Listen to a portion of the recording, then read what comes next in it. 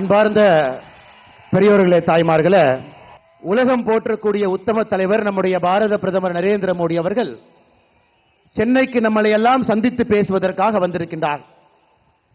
இதற்கு முன்பு சென்னைக்கு பல முறை நம்முடைய பிரதமர் அவர்கள் வந்திருந்தாலும் கூட இந்த முறை தன்னுடைய குடும்பத்தை பார்ப்பதற்காக வந்திருக்கின்றார்.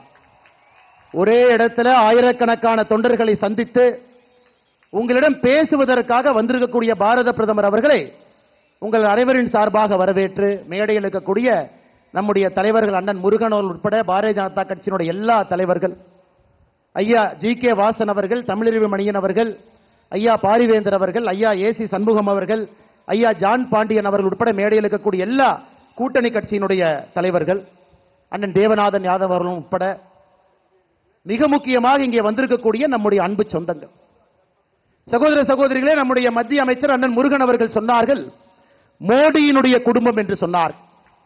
பீகார்ல லல்லு பிரசாத் யாதவ் சொல்றாரு மோடிக்கு குடும்பம் இல்லையாமா. அப்ப நாமெல்லாம் யாருங்க? லல்லு சொல்லுகின்றார் மோடி அவர்களுக்கு குடும்பம் இல்லை, தனி மனிதன் என்று சொல்லுகின்றார். 142 கோடி மக்கள் நாம் இருக்கும் பொழுது மோடி அவர்களுடைய குடும்பம் நாம தானுங்க.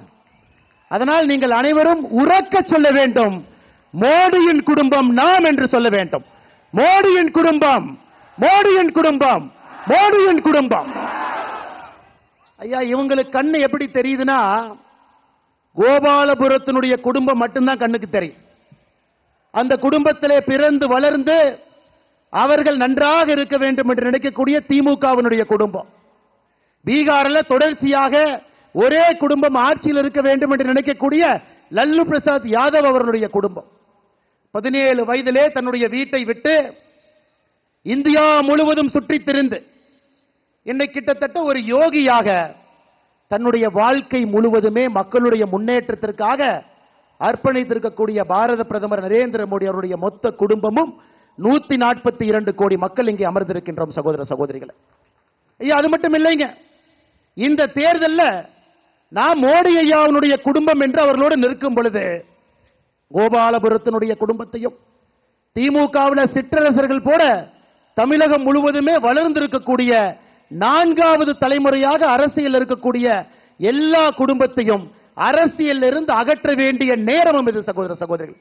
2024 பாராளுமன்ற தேர்தல் ஒரு அற்புதமான வாய்ப்பு நமக்கு கொடுத்திருக்கிறது. நிச்சயமாக நாம் இதை பயன்படுத்தி மோடியினுடைய குடும்பமாக இருக்கக்கூடிய நம்முடைய தமிழ் சொந்தங்கள் எல்லாம் இந்த முறை பட்டி தொட்டி எல்லாம் 400 எம்பிக்களை தாண்டி மோடி அவர்கள் வரும் பொழுது தமிழகத்திலிருந்து 39 எம்பிக்களையும் அனுப்பி வைக்க வேண்டிய தலையாய கடமை நமக்கு இருக்கிறது சகோதர சகோதரர்கள். இன்னைக்கு மேடையில் மோடி ஐயா அவர்களுக்கு காஞ்சிபுரத்தினுடைய பட்டுல நெய்யப்பட்ட ஒரு சால்வையை போர்த்தணும். அந்த சால்வையில மோடி ஐயாவுக்காக சிறுத்தை புலியை அச்சிட்டு அந்த சால்வையை போத்தணும். நிறைய பேர் நினைக்கலாம் எதற்காக மோடி ஐயா அவர்களுக்கு மேடையில காஞ்சிபுரத்தினுடைய பட்டு சிறுத்தை அச்சிட்டு கொடுத்தீங்க. ஐயா, நீங்க பார்த்திருப்பீங்க, மோடி ஐயா அவர்கள் மக்களுக்காக மட்டும் பாடுபடவில்லை, கோடிக்கணக்கான மக்களுக்கு மத்திய அரசினுடைய திட்டங்கள். இன்னொரு பக்கம் பார்த்தீங்கன்னா வாய் பேச முடியாத ஜீவன்களுக்கும் பாடுபட்டு கொண்டிருக்கின்றார். 2014 நாம் ஆட்சிக்கு வந்த பொழுது வெறும் 7910 சிறுத்தை புலி இருந்துச்சுங்க. இன்னைக்கு 75% உயர்ந்து 13,874. அதற்கு நன்றி தெரிவிப்பதற்காக மோடி ஐயா அவர்களுக்கு நம்முடைய மண்ணிலே நெய்யப்பட்ட காஞ்சிபுரம் பட்டை போர்த்தி இருக்கின்றோம். இன்னைக்கு பாத்தீங்கன்னா இன்னொரு அன்பளிப்பு கொடுத்திருக்கிறாங்க. மோடி ஐயா சொல்றாங்க வோக்கல் ஃபார் லோக்கல். கிராமத்திலிருந்து வரக்கூடிய மக்கள், நகரத்திலிருந்து வரக்கூடிய மக்கள் உள்ளூர் பொருளை வாங்குங்க, ஆத்ம நிர்பார் பாரத், சுயசார்பு பாரதம் என்று சொல்லுகின்றார். நாம் இன்னைக்கு மோடி ஐயா அவர்களுக்காக பனைமர தொழிலாளர்கள் சகோதர சகோதரிகள் பயன்படுத்தக்கூடிய பனைமரத்தில் மேலே ஏறக்கூடிய பெட்டியிலிருந்து எல்லா உபகரண பொருளை மோடி ஐயா அவர்களுக்கு அன்பளிப்பாக கொடுத்திருக்கின்றோம். ஐயா, நாம் புரிந்து கொள்ள வேண்டும், இந்திய அரசியலை அடிப்படையிலிருந்து மாற்றி இருக்கின்றார். ஒரு நேர்மையான அரசியலை இந்திய ஜனநாயகத்திலே கொடுக்க முடியும் என்று காட்டியிருக்கின்றார். நம் முன்னால் நின்று கொண்டிருக்கின்றார். ஐயா, மோடி ஐயாவுடைய வெற்றியை பத்தி சந்தேகம் யாருக்கு இல்ல? யாருக்காச்சும் சந்தேகம் இருக்குங்களா? மோடி ஐயா 400 சீட்டை தாண்டுவாங்கன்னு எல்லாருக்கும் நம்பிக்கை இருக்குங்களா? உறுதியாக 400 எம்பியை தாண்ட போறாங்க.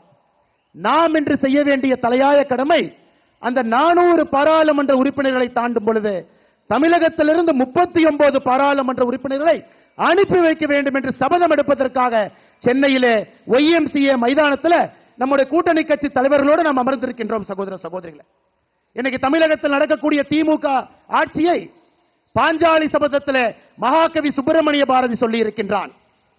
பேய் அரசாண்டால் பிணம் தின்னும் சாத்திரங்கள் என்று சொல்லி இருக்கின்றார். ஒரு பேய் ஆட்சி செய்தால் அந்த நாடு எப்படி இருக்குமோ, இன்னைக்கு தமிழகத்தில் திராவிட முன்னேற்ற கழகத்தினுடைய ஆட்சி ஒரு சாட்சி. கொள்ளக்காரனுக்கு, மண்ணு கடத்துறவனுக்கு, சாராய விற்கிறவனுக்கு, கஞ்சா விற்கிறவனுக்கு இந்த நாட்டிலே முதல் மரியாதை. சாதாரண பொதுமக்களுக்கு மரியாதை இல்லைங்கய்யா. பேய் அரசாண்டால் பிணம் தின்னும் சாத்திரங்கள் என்று பாஞ்சாலி சபதத்திலே மகாகவி சுப்பிரமணிய பாரதி சொன்னது போல நடக்கக்கூடிய ஆட்சியை அகற்ற வேண்டிய நேரமும் காலமும் நமக்கு வந்துவிட்டது சகோதர சகோதரி. அதனால் பொறுமையாக மோடி ஐயாவுடைய பேச்சுக்காக காத்திருக்கக்கூடிய எல்லா சகோதர சகோதரிகளுக்கு ஒரே ஒரு சங்கல்பத்தை எடுத்து செல்வோம், ஒரு தவமாக வேலை செய்வோம். அடுத்த 60 நாட்கள் இந்திய அரசியல்ல மிக முக்கியமான 60 நாட்கள். காரணம், இன்னைக்கு எல்லாம் நாளைக்கு பத்தி யோசிச்சுட்டு இருக்காங்க. மோடி ஐயா நேற்று மந்திரி சபை கூட்டத்தில் அடுத்த 25 ஆண்டுகளுக்கான திட்டத்தை போட்டுவிட்டு வந்திருக்கின்றார். The politicians of today, they think about tomorrow morning. We have a Prime Minister Honorable Narendra Modi ji who has prepared the vision for the next 25 years.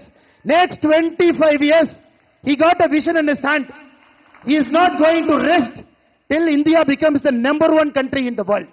அப்படிப்பட்ட அற்புதமான தலைவனை பெற்றிருக்கின்றோம். 25 ஆண்டுகளுக்கான திட்டத்தை கையிலே வைத்திருக்கின்றார். அதற்கான அடித்தளத்தை 2024 அமைப்பதற்கு தயாராக இருக்கின்றார். அதனால் மோடியோடு நிற்போம். மோடி குடும்பத்தினர், மோடி அவர்கள் 39 பாராளுமன்ற உறுப்பினரை தமிழகத்திலிருந்து அனுப்பி வைக்க வேண்டிய கடமை நமக்கு இருக்கிறது. சகோதர சகோதரிகளே, உங்கள் அன்பிற்கும் பாசத்திற்கும் மோடி ஐயாவிற்கு தொடர்ந்து நீங்கள் கொடுக்கக்கூடிய ஆதரவுக்கும் நன்றி தெரிவித்து என்னுடைய உரையை முடித்துக் கொள்கின்றேன்.